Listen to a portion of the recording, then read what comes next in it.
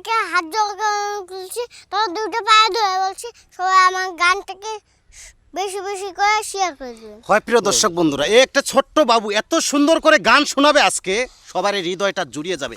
আমি মঞ্চের ভাই কথা দিচ্ছি, যদি বাবুর গানটা খারাপ লাগে কেউ কমেন্টও করবেন না, শেয়ারও করবেন না, আর যদি ভালো লাগে সবার মন থেকে অন্তর থেকে সবাই শেয়ার করবেন। তবে বাবু তুমি গানটা ভালো করে শোনাও।